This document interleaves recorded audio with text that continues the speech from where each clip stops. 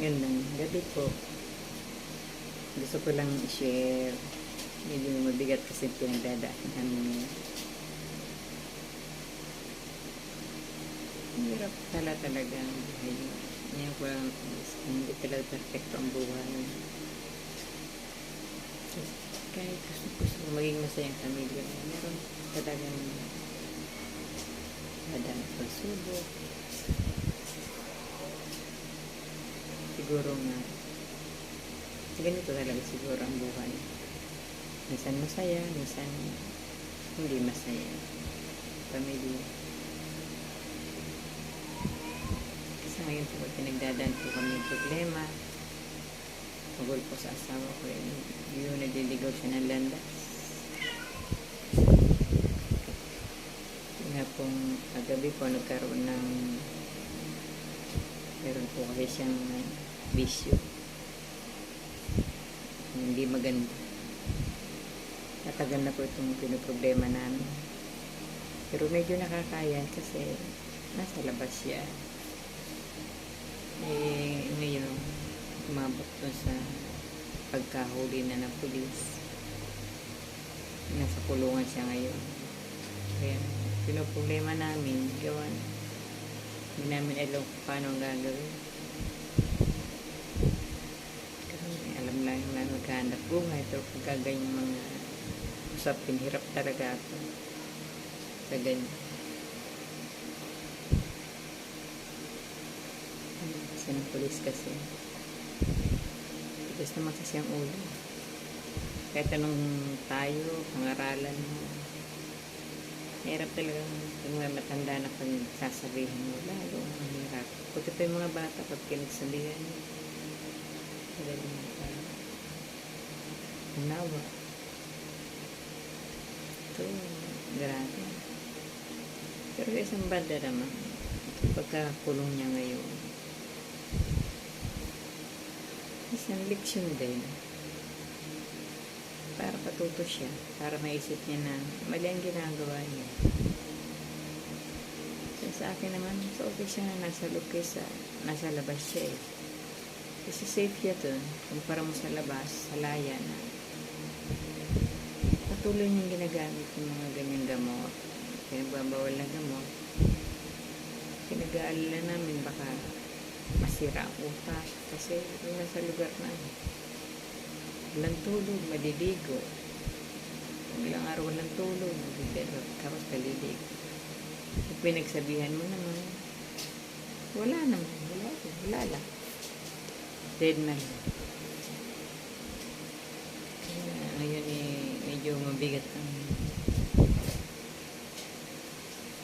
na pinagdadaan ng kulong na eh. Sami pa rin ang magiging sisi kasi isipin, sinababayaan namin. Pero alam mo naman nila, sa 1996 pa po ito. Problema na ito. Tagal na.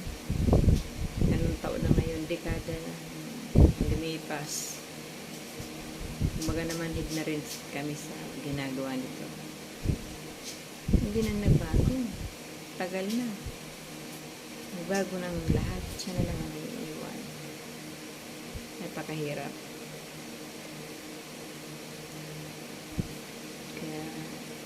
Dinadasal-dasal ko na lang sa Panginoon na sana bigyan siya ng kalinawan ng kaisipan na bago. Naisip niyang mga ginagawa niya na sana baguhin niya.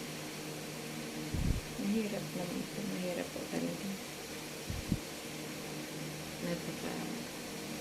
Pabayaan na rin ng mga ama. Natanggap na namin na hindi kami alis sa kaso. Tanggap na namin yun. Matagal ko nang tinanggap yun na ako na lang ang hindi family niya dito sa bansa. Yung anak ko, puti nga nagkatrabaho ng anak ko. Sa pagtatapos ako kahit na nag-iisa. Ngayon, ito ang asawa ko talagang sobrang irresponsible po talaga. Sana lang itong nangyari sa kanya, magiging leksyon.